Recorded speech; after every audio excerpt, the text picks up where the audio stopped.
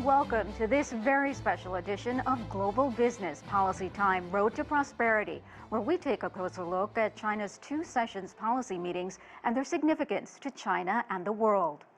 For this special, we bring you the highlights of the latest government work report and how it will shape China's economic policy in 2024.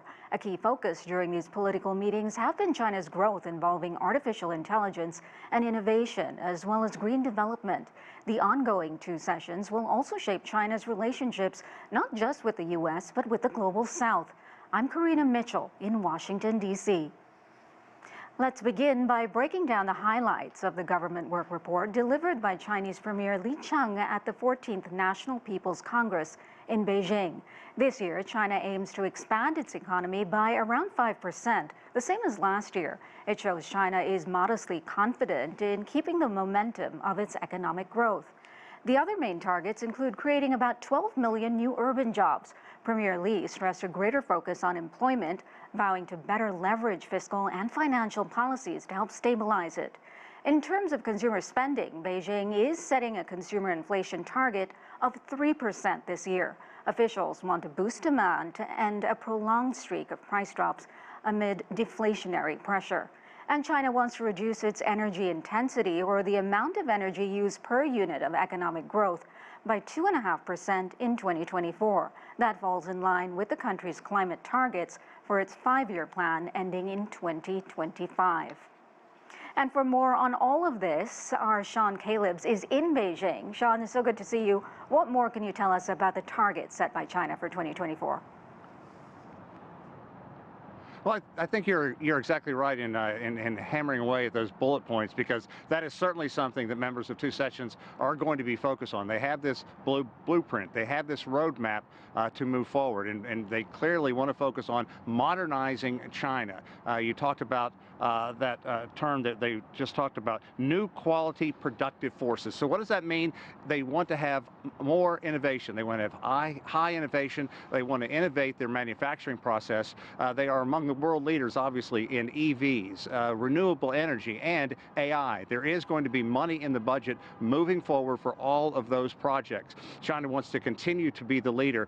And some of the deputies yesterday, in leaving after the work report was delivered, said, look, China has opportunities, but it also has a drag on the economy. But they believe the good outweighs the bad. And by setting aside money to hammer away at these issues that have been dragging down China's economy, such as unemployment, high unemployment among the young, they believe that they are going to take a very significant step forward. But I think the key moving forward is going to be innovation and modernization. This is a nation that has lifted hundreds of millions of people out of poverty over the last couple of decades. And so they want to move beyond that now that they've reached this poverty level where they want, and they want to continue to be among the world leaders. But there are going to be challenges, and they were very blunt about that, talking about these drags on the economy. And I want to be very clear about this. I have the work report here in front of me, and I want to read just this one line. It says, quote, "The global economic growth lacks steam, and regional hotspot issues keep erupting. It has made China's external environment more complex, severe, and uncertain. And they believe the foundation for China's sustained economic recovery and growth is not solid enough." And they say that is evidenced by lack of effective demand, overcapacity in some industries. So they're focusing on ways that they can move forward in innovation. They also want to spur on more consumption by the people of China. A lot of lofty goals, and the money will be tight this year. And in this report, it was also very blunt, saying there will be no money for so-called vanity projects or wasteful spending. So it's going to be streamlined, high-quality products, innovation, and modernizing China. That is going to be the key moving forward. Karina? All right, Sean Calebs in Beijing for us. Thank you so much. And joining us now to help discuss China's 2024 growth target and unpack the report is John Quelch, Executive Vice Chancellor at Duke Kunshan University in China. Also, Yukon Huang, Senior Fellow at the Carnegie Asia Program. Gentlemen, thank you so much for joining us. It's an important discussion to have today. And let me start with you, John. According to this maiden work report delivered by Premier Li, China is looking to repeat what it did last year, expanding GDP by about 5%. In 2023, its GDP surpassed 126 trillion yuan. What's your reaction to the overall report when it comes to the economic policy that was laid out? Certainly, China is challenged at the moment by several issues that Sean mentioned. Relatively weak consumption, less than expected or hoped for, property market overhangs, municipal debt issues. But overall, we have to look at the long arc of history, and China has delivered to its people double-digit economic growth on average over the last 40 years. And it is one of the greatest economic transformations in human history. So let's put it all in that context, because yes, there are short-term challenges, and I think that the recommendations that have been put forward regarding boosting unemployment, especially among youth, also an inflation target of 3% to try and elevate consumption. These are measures that will ensure the continued health of the Chinese economy and hopefully help it to rebound from a relatively stodgy 2024. Yukon, let me bring you into the conversation. The IMF projected China will grow by about 4.6% this year. The World Bank says it will come in at about 4.5%. So how achievable is a 5% GDP target in a slowing overall global economy and structural issues? How does it get there? There's been a lot of discussion about whether 5% represents a realistic or an ambitious goal. As you mentioned, many forecasters suggest that the more likely outcome is a growth rate somewhere close to 4.5. So how does the 5% represent something ambitious if last year they grew at 5.2%? Well, the comparison is with the previous year, which is a relatively low base. So this year, 2024, 5% is a relatively optimistic or ambitious target because it's built on a much higher base. If you look at the quarter-to-quarter growth numbers, for the month-to-month numbers last year, China was actually only growing about 4% on an annual basis. So you're really moving from something like a 4% to a 5%. That's pretty ambitious. But I would say that this is achievable. It represents what I would call a path to a longer-term sustainable growth path. So what China is signaling now is they don't want to have a major stimulus. They really want to build to a new economy, innovation, technology, a new path for urbanization, green technology. These things take time. So there's no point in actually trying to super stimulate the economy. You build the foundation for a longer term growth. And I think 5% is well within that kind of a concept. And John, Lee also stressed ways to improve the unemployment rate, particularly among young Chinese. There's a lot of unrest. The report targets an urban unemployment rate of about 5.5% and wants to create 12 million new urban jobs. How plausible is that? How do we get there? I think it is. I think it is perfectly plausible. Certainly, there is a sentiment among many young people who've graduated from colleges and universities who are perhaps engaged in delivery driving and other work that does not necessarily leverage their education.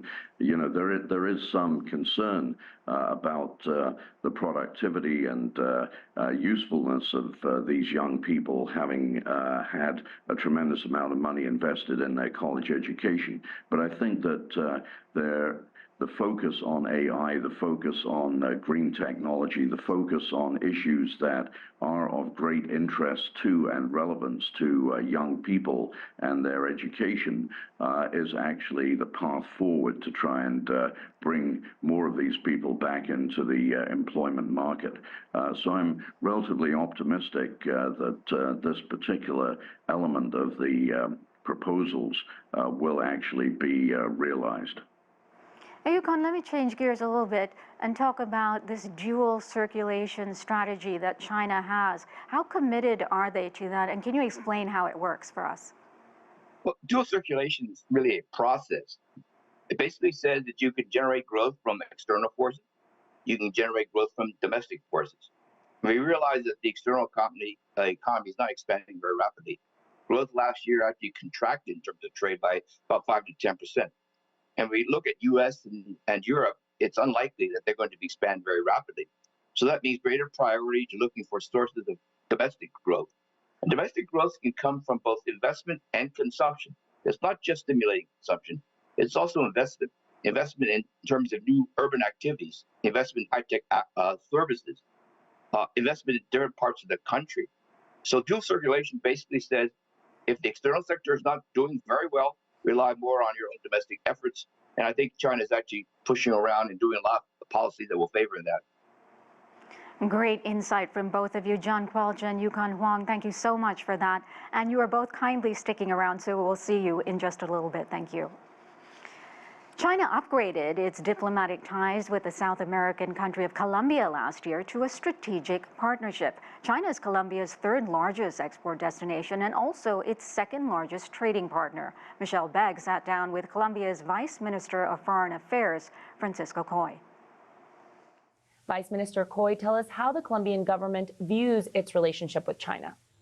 I would say that we are in the stage of consolidating a long-standing relationship. Both Colombia and China already recognize this as a strategic relationship. That declaration was made coming out of the meeting between the two presidents.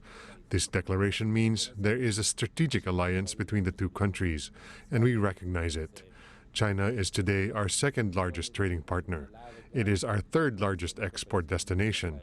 We have a long tradition of cooperation in many areas, and we recognize each other as important in our respective regions. In the last 5 years, China became our second largest trading partner, and last year it became our third largest export destination.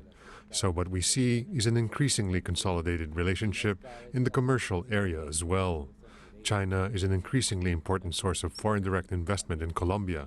In some sectors, mainly energy, mines, etc., what we are seeing is an increasingly complex relationship, full of issues and more robust. And for more on China's role in the world, CGTN spoke to Roberto Gergebe. He's Brazil's ambassador to Germany and former ambassador to China. My vision on the rise of China, and I think first of all that the rise of China is the most relevant phenomena of the latter part of the 20th century and the beginning of the 21st century. I think the rise of China is good for the world and is good for Brazil. It's good for Latin America, it's good for Africa, it's good for the world in general because it creates different alternatives, it presents us with more options, and of course, it gives a certain sense of balance and a better way to an effective multilateralism, which in our view depends on the ability of having a multipolar system. A unipolar or bipolar system is not conducive to effective multilateralism. You need to have a much more multipolar world in order to be able to achieve that objective. And I think that China helps shape the world in this direction. And it also helps generate different opportunities, especially for developing countries. Much more coming up on this special edition of Global Business. It's all about AI and innovation after a quick break.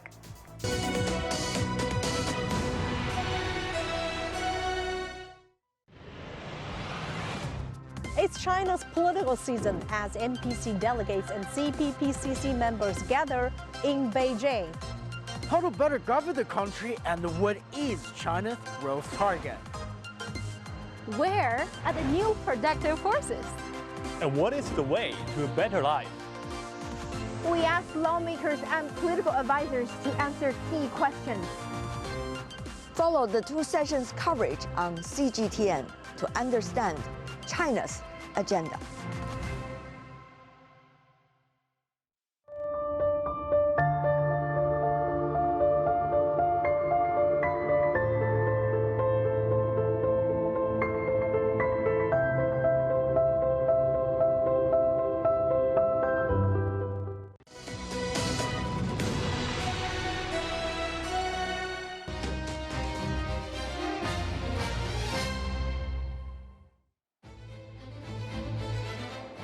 Welcome back to our live coverage of China's two sessions. President Xi Jinping has highlighted a phrase in relation to China's development.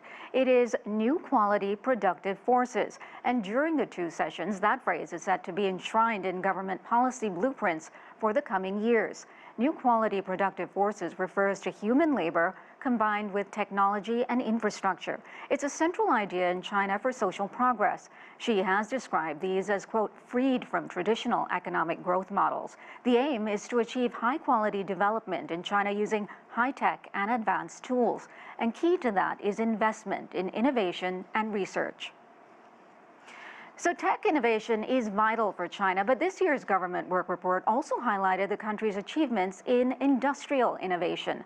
Among them, the launch of the first homegrown passenger jet, the C919, and the unveiling of large cruise ships. Also, China's dominant new energy vehicle sales, which now account for 60% of global market share. The government is also building up innovation labs, which will focus on artificial intelligence and quantum computing. This all comes as growth in China is increasing. That's partly due to increasing domestic consumer demand for products and services that are attracting international attention. Owen Fairclough explains.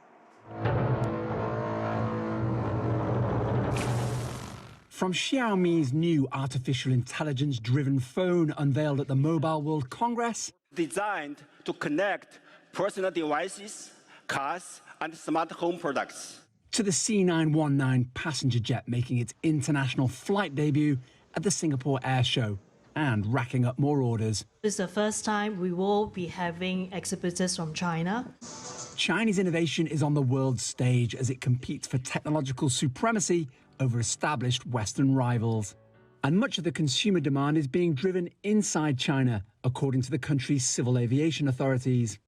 In 2024, major targets of the entire civil aviation industry, such as the total transportation turnover, passenger trips, and cargo and mail transportation volume, are all expected to exceed pre-epidemic levels. The passenger trips are expected to register double-digit growth year on year.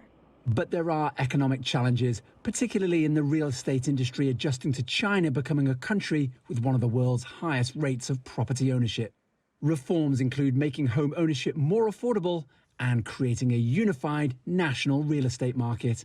And having beaten growth forecasts in 2024, the International Monetary Fund has revised Chinese growth up to 4.6%, though some provinces have set targets of 8%. Owen Fairclough, CGTN, Washington. And for more on the role artificial intelligence and innovation are playing at China's 2 sessions, let's welcome back John Quelch and Yukon Huang. Gentlemen, thank you. Yukon, let me start with you. What were your key takeaways when it comes to the report's blueprint for innovation and AI over the course of the coming year? What's the message it sends the rest of the world? Well, I think AI is a very good example. Its potential education, industry, and commercial activities, knowledge base, research, enormous.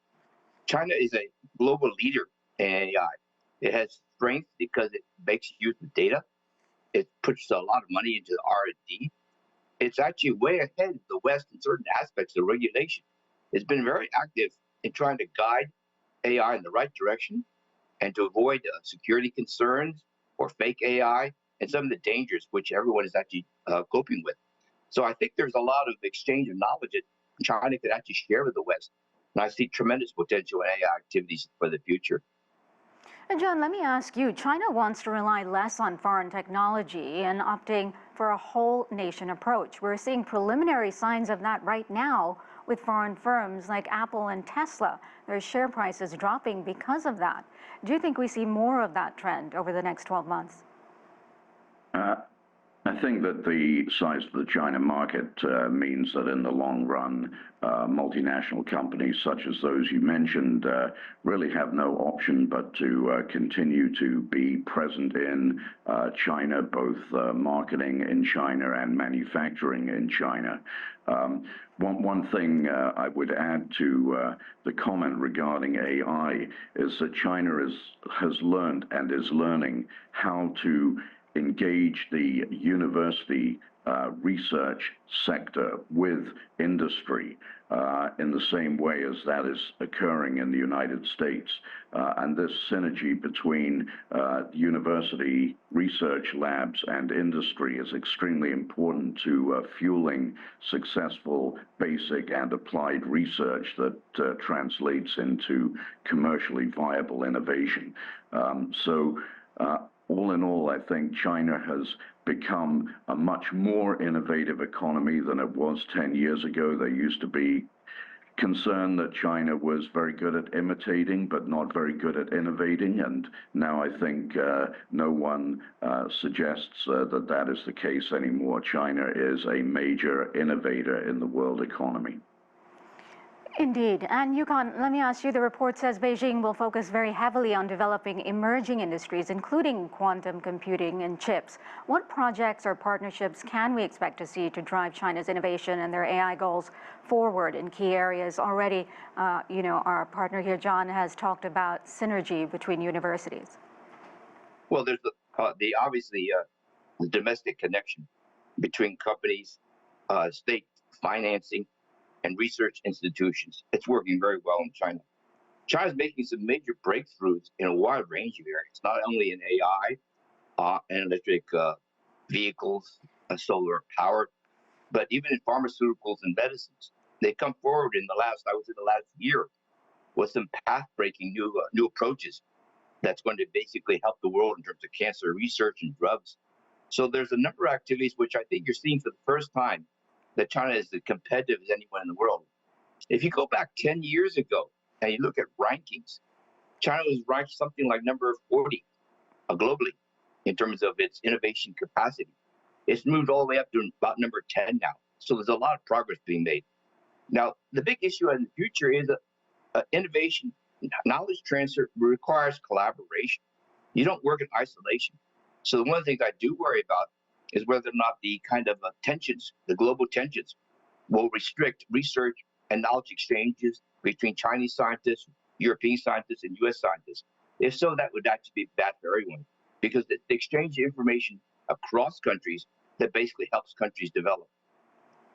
Yeah, and to that point, John, the U.S. isn't making it easy for China to obtain advanced semiconductor chips. We saw just now the U.S. has blocked AMD, a large chip maker, the ability to sell a chip it's specifically designed for the China market, saying it's still too powerful. So how vital is it for China to develop its own smarter chips? And is what the U.S. is doing harmful to innovation overall? I think this approach is stimulating China to accelerate its drive towards self-sufficiency in areas where there are restrictions in terms of imports coming in from the U.S. or other countries. So in the long run, that restriction is going to be beneficial to China. And China is going to become an innovator beyond where it is already in chip manufacturing and chip production. So I think that it's a two-edged sword. When you engage in these kind of short-term restrictions, you end up stimulating a longer-term determination to be self-sufficient. Well, AI is certainly the future, and the future is here. John Quelch and Yukon Huang, thank you again so much. And coming up after a quick break, climate change is one of the world's biggest concerns. China is banking big on green development to ensure a sustainable economy.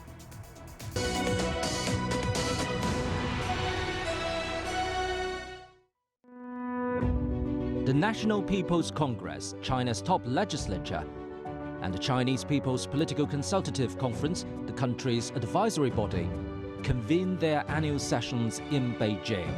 Lawmakers and advisors will assess the country's performance, craft laws, and refine policies that will chart the course of China's ongoing modernization drive. Beijing once again hosts the two sessions, where China takes stock of what it has achieved and where it's headed next. Join us as we bring you highlights and analysis of China's agenda in our special coverage of the two sessions, here on CGTN.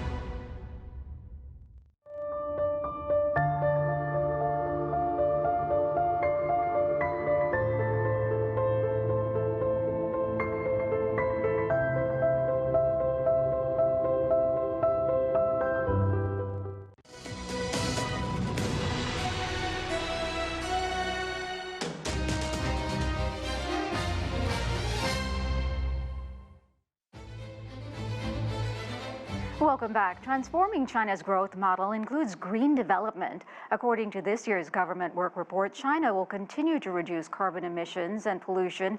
Nearly 100 million people have been out of extreme poverty by the end of 2020.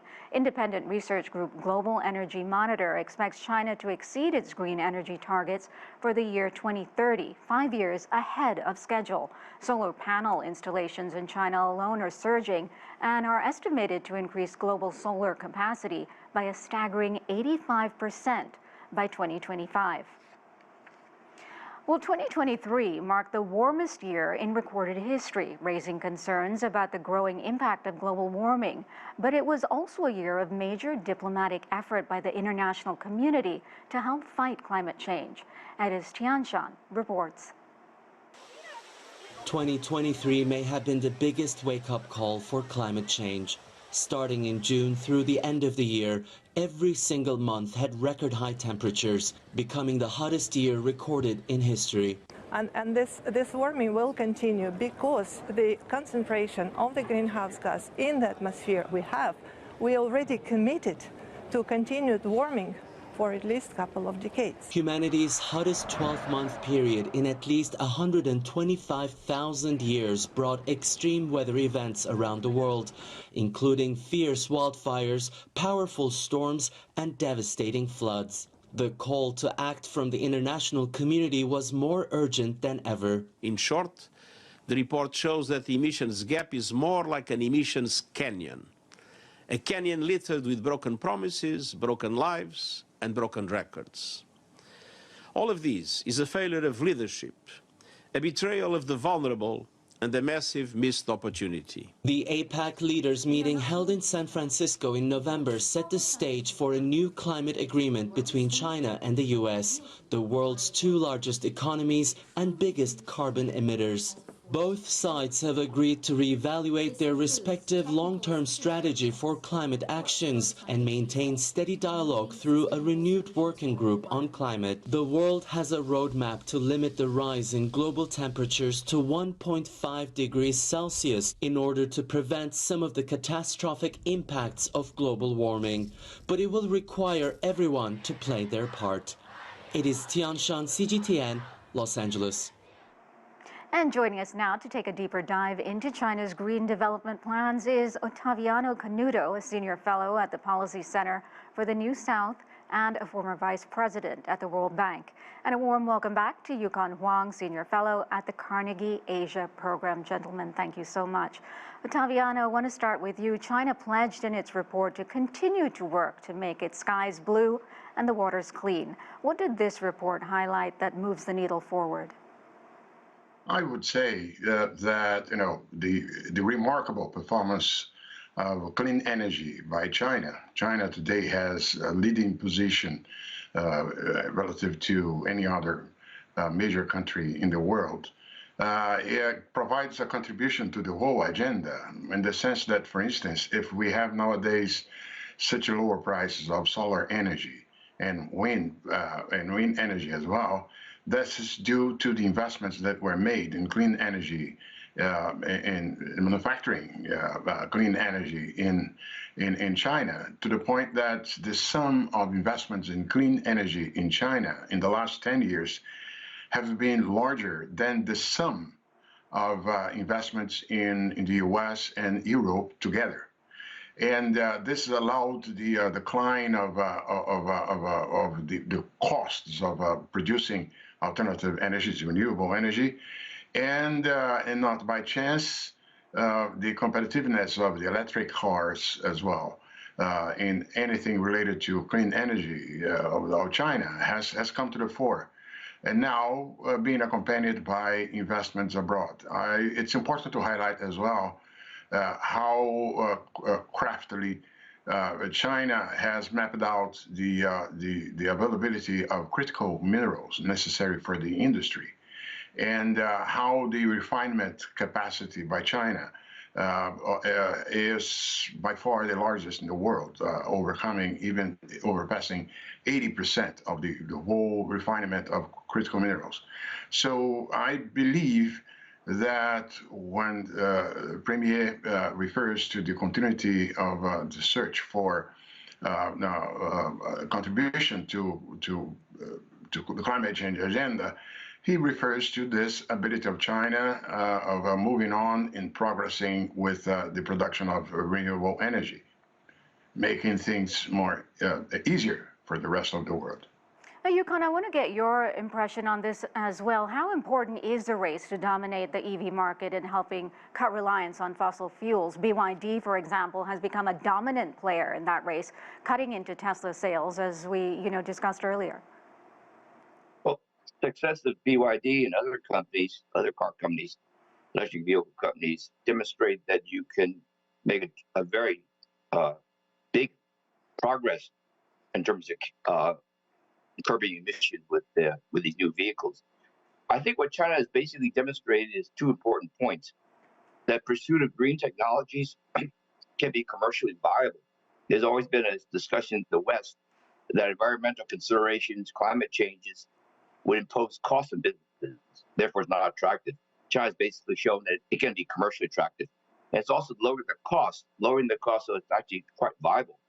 I think the other aspect I'd like to mention is that China's urbanization process, its construction standards, its urban transport systems, the new office buildings they're coming up with, these are moving forward with much cleaner environmental standards than previously.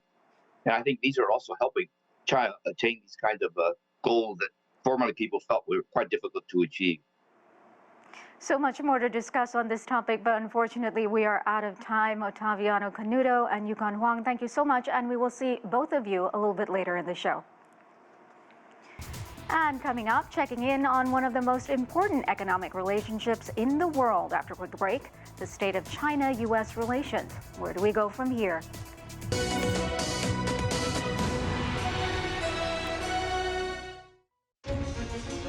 Images may appear to be identical, but looks can be deceiving. The difference is not always obvious. It has to be discovered. There are always different sides to a story. We put the focus on the details. To see more, to understand better. CGTN. See the difference. The National People's Congress, China's top legislature, and the Chinese People's Political Consultative Conference, the country's advisory body, convene their annual sessions in Beijing. Lawmakers and advisors will assess the country's performance, craft laws, and refine policies that will chart a course of China's ongoing modernization drive. Beijing once again hosts the two sessions, where China takes stock of what it has achieved and where it's headed next.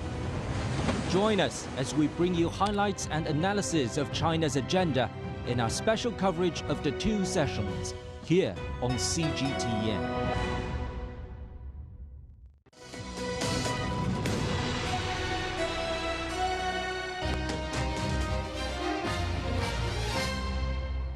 A very warm welcome back. China is calling on the U.S. to honor its commitment to a renewed bilateral relationship during the two sessions. Beijing wants to build on the diplomatic breakthrough between Presidents Xi Jinping and Joe Biden when they met in California last year. But as Owen Fairclough reports, everything could change following the U.S. presidential election. Chinese President Xi Jinping with his U.S. counterpart Joe Biden in California last November, resetting relations that had deteriorated amid trade battles. The world's two biggest economies are drawing a line under years of counterproductive commercial friction that poisoned diplomatic relations. And Monday's opening of the annual Chinese National People's Congress is a moment to take stock of the improved climate, according to its spokesman. China's consistent position is to follow the three principles of mutual respect, peaceful coexistence, and win-win cooperation as proposed by President Xi Jinping, and strive for a stable, healthy, and sustainable relationship with the United States. Both sides are cementing this renewed relationship with bilateral visits. A delegation from the U.S. Treasury, the latest to visit their Beijing counterparts last month. And just days before that, another bilateral meeting in Beijing. I announced the official launch of the China-U.S. Counter-Narcotics Working Group. China's Minister of Public Security Wang Xiaohong and U.S. Deputy Homeland Security Advisor Jen Daskal launching an alliance to counter synthetic drugs such as fentanyl. But many tariffs that embodied trade battles launched under the Trump administration remain in place. Some exclusions on products like face masks and medical products intended to mitigate the impact of COVID-19 have been extended until the end of May. But as the November presidential election approaches, presumptive Republican nominee Donald Trump is threatening to increase tariffs should he win the White House. Owen Fairclough, CGTN, Washington. And for more on the state of U.S.-China relations, I sat down and spoke earlier to Wade Lai, president of the San Francisco Chinese Chamber of Commerce. He began by talking about what the meeting at APEC between President Xi and President Biden in November last year means for businesses. I think that now, especially with this meeting between our two countries, with the two presidents, I think that it kind of eases everybody's mind, and there's a lot of hope and excitement moving forward. So it paves the way, as you say, for more potential opportunities. But what could some of the challenges be this year that could stall cooperation between U.S. and Chinese businesses? Well, I think that, first of all, I think people are still getting to warm up a little bit. I think that it takes a little bit of time. I think that obviously the direct flights that are still slowly coming into play with China and U.S. I mean, I think that in April there's more flights coming to San Francisco as well as San Francisco to China. I think this will definitely help in the fact that the people are able to communicate more directly in person and visit, whether there's factories or having sit-down meetings and so on and so forth. And for a broader perspective on China's relationship with the U.S. and what we can expect moving forward, let's bring back Ottaviano Canuto and Yukon Huang. Gentlemen, let me start with you, Yukon. What do China's 2024 policy goals in the report mean for its relationship with the U.S., which has undergone a thaw after President Xi and President Biden met on the sidelines at APEC? Xi said before that meeting, planet Earth is big enough for the two countries to succeed. I think that the basic message is that the two sides need to get along better. And that was the understanding reached in San Francisco between President Xi and President Biden. So you're seeing a step up in terms of commercial air traffic, visa requirements, educational exchanges. But there's some major outstanding issues. The punitive tariffs, which were launched several years ago under President Trump's so-called trade war with China, they have not been substantially lowered in any way. Restrictions on high-tech exports to China are still in place, and there's a possibility that they may actually be tightened. So there are these kinds of concerns which are still there. They're very difficult to address in an election year. As you noted, President Trump talks about increasing these tariffs in the future, makes it more difficult for President Biden to act upon these things. So I think the best thing that both sides can do is try to keep the emotions under containment and strive to find ways to collaborate even further. But it's going to be very carefully managed, I think, over the coming year. And Ottaviano, let me ask you, with so much global geopolitical tensions, the world was watching to see what the report revealed about defense spending. The draft budget included 1.6 trillion yuan, that's about $230 billion, a 7.2% increase. Clearly a focus on security there. What should we read into that? Well, this is an issue, as we all know, not simply taking place in China, but this race towards increased spending on military equipment is a manifestation of the geopolitical tensions overall, the wars and all the disputes that have at stake. Let me make one single point here, too. First, all major challenges faced by mankind as of this moment in history will need collaboration among multilateral collaboration, rather than an environment of rivalry and of dispute. And second, one way or another, the global economy, global trade has managed to adapt itself to the new circumstances. It's impressive how how part of the flow of trade from China to the U.S. has morphed into other shapes of the global value chains and so on. Now, even Mexico has passed China as the major source of U.S. imports. But that has to do with the adaptation of global value chains to evade those the restrictions, the existing restrictions. But it's something costly. This means that products become more expensive than otherwise, and so the more one sees a movement towards cooperation rather than rivalry, the better for all of us in mankind. Yukon, China's vice president has urged businesses from the world's two largest economies to boost cooperation and safeguard the global supply chains to preserve the economic system and world order. Where are the current key areas of cooperation that you can see between the two countries? Well, I think both sides can work harder in terms of resolving this issue of punitive tariffs and many restrictions, which just been noted. They're increasing costs. Inflation is a major concern in the United States. And part of the reason is that the products coming into the U.S. are much more expensive than they were a couple of years ago. But from my side, I think I worry more about knowledge transfer. Everyone in the world has made a lot of progress because knowledge is transferred easily, absorbed, innovation is promoted, new product lines come aboard, and freely available in a global system. We're running into a problem these days because of protectionism. We're running into a problem because of restrictions on the exchange of knowledge. I think these areas are being overwhelmed by security concerns. So I think one of the key points in the future is a much more serious discussion among the great powers. How do you deal with these security concerns? Are there ways to mitigate them? Can we allay people's fears? Because right now what we're doing, we're imposing costs on everyone. It will be interesting to see how much the relationship improves over the course of the year. Ottaviano Canuto and Yukon Huang, thank you again so much.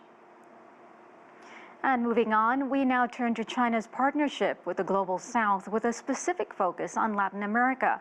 Let's begin with Cuba. The two nations have enjoyed political and trade relations for decades. And in the modern age, those bilateral ties on strategic topics continue to deepen. Luis Chirino reports. Cuba was the first country in the Caribbean and Latin America to establish diplomatic relations with the People's Republic of China in 1963. Cuba-China relations analyst Jose Luis Robaina says that over the years, the two countries have continued to strengthen bilateral relations. En este momento, de hace más de 10 años, están en su punto más alto. Presently, China and Cuba bilateral relations are at their highest level. Political understanding and trust have favored the tightening of bonds in social and economic fields between the two nations. As the Cuba-China bilateral relationship continues to grow, China has boosted its presence in Cuba's economy with projects in sectors like renewable energies, oil extraction, telecommunications, transportation, and biotechnology. Robaina says since Cuba joined China's Belt and Road Initiative in 2018, it has been a crucial step in launching projects that are mutually beneficial, particularly for Cuba. La relación con China en la franja.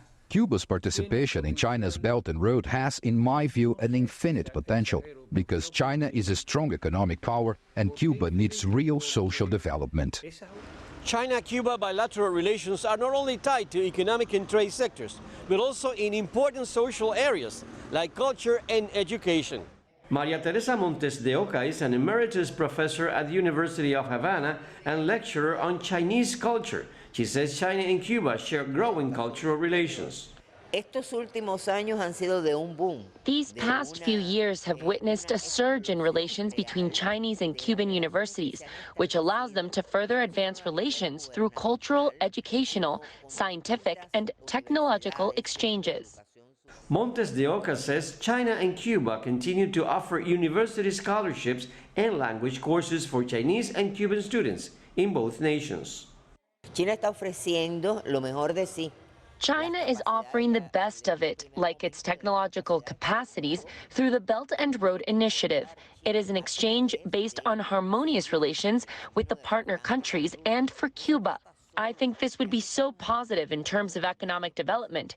Chinese and Cuban officials say their bilateral relationship is an example of mutual support and cooperation between two socialist countries and mutual assistance among developing nations. Luis Chirino, CGTN, Havana.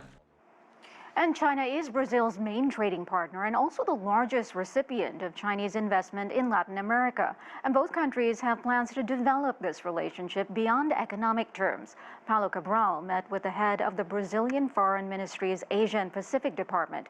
Here's part of their conversation.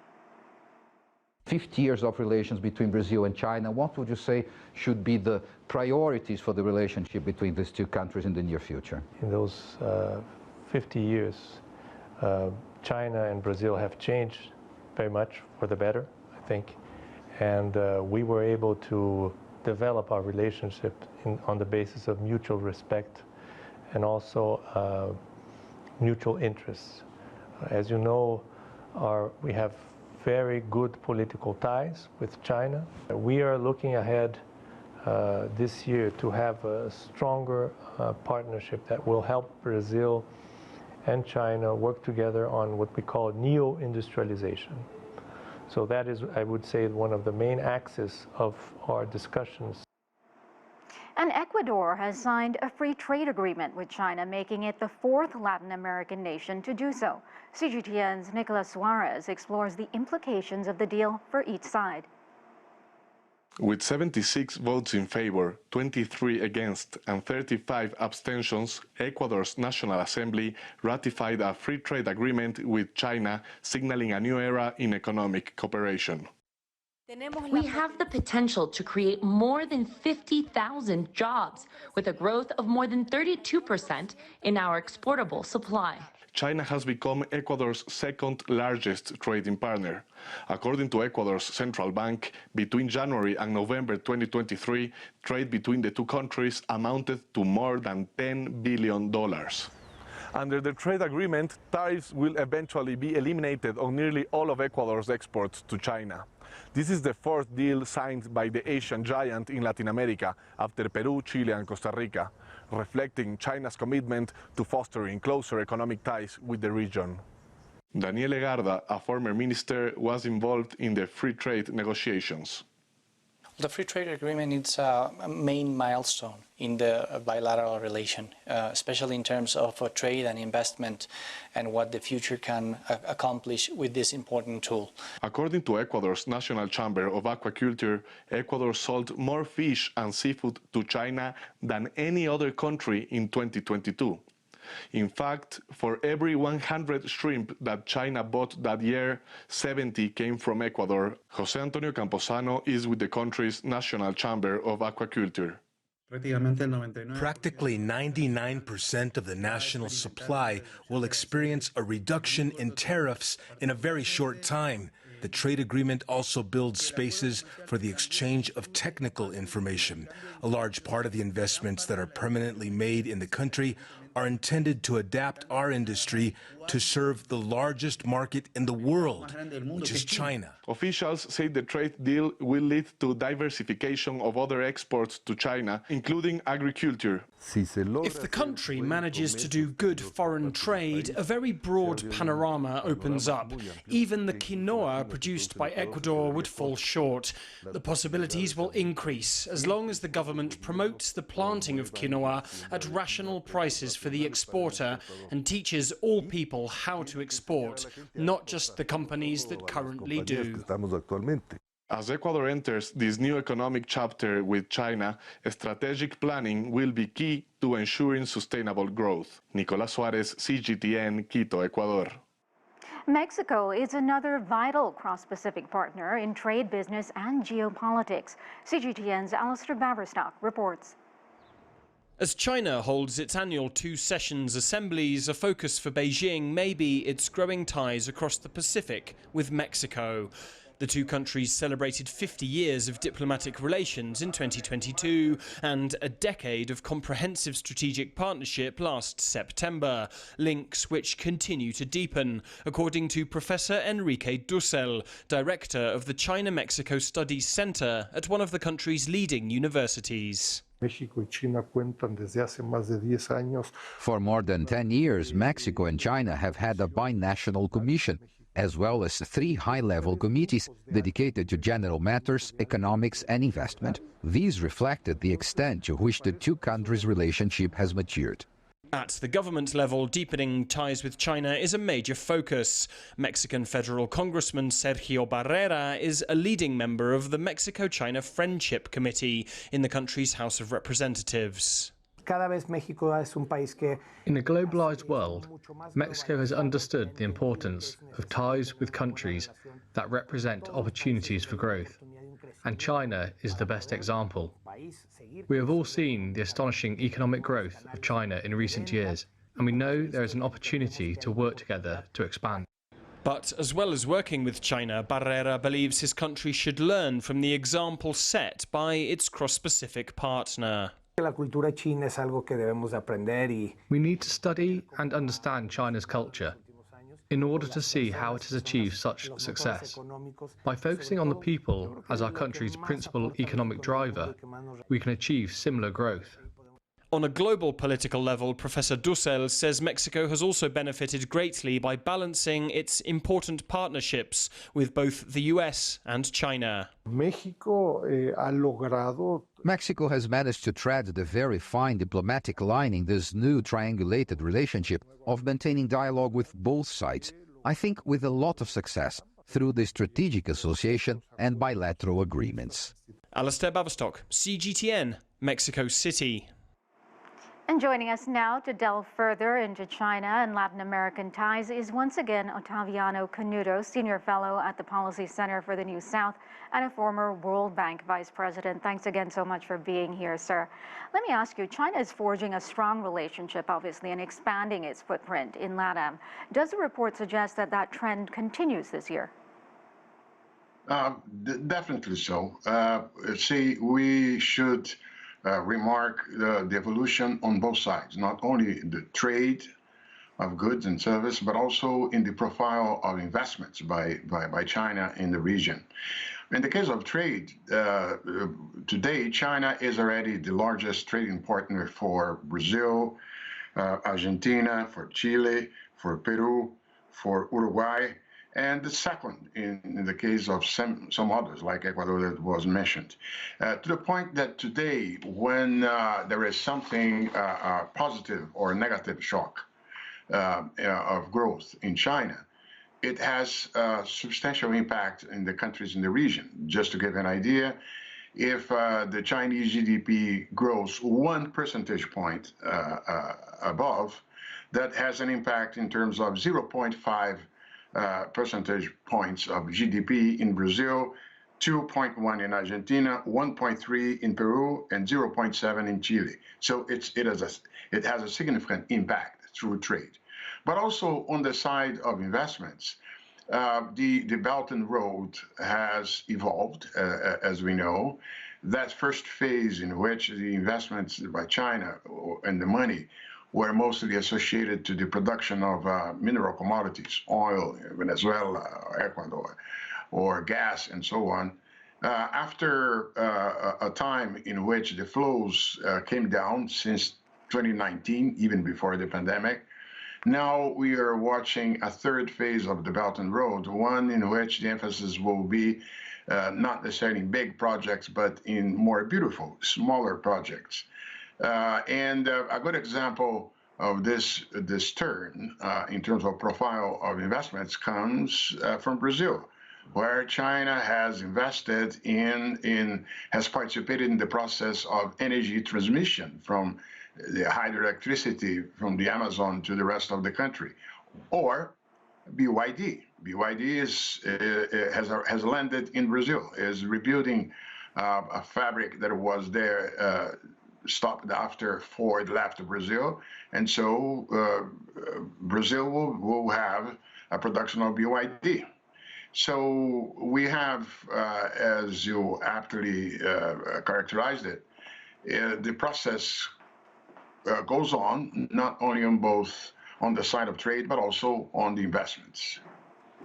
And sir, between 2000 and 2020, the World Economic Forum says trade between China and LATAM went from $12 billion to $315 billion.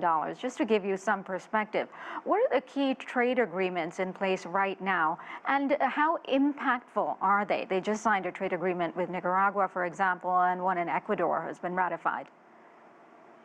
Well, the trade opening agreements, they're always good for trade, and it's a pity that other countries in the region have not pursued with the same vigor. But definitely, if you take Mercosur, for instance, Brazil and Argentina have been traditionally more reticent to trade opening agreements. But Uruguay is waiting for the opportunity, as we all know, to sign a free trade agreement with China. I think it would be beneficial on both sides. Yeah. Trade is good. Trade is certainly good, and the future looks quite bright. So which LATAM countries could be next down the line? You know, there is talk of Honduras and possibly Uruguay striking deals as well. That's right. Uruguay, we all know. And Central America, it's also a possibility. You know, everyone was surprised a couple of years ago when Panama signed an agreement with China because Panama was considered to so much directly aligned with the U.S. that it would not pursue this kind of integration. Nonetheless, an agreement was reached between China and Panama. All the doors, all the roads are open in that regard. It's a matter of search for a negotiation and getting an agreement. Sir, only about 30 seconds left. Quick last question for you. How worried should the U.S. be in this growing investment and trade that's happening really in their backyard, so to speak? It is true, and occasionally one sees manifestations of concern.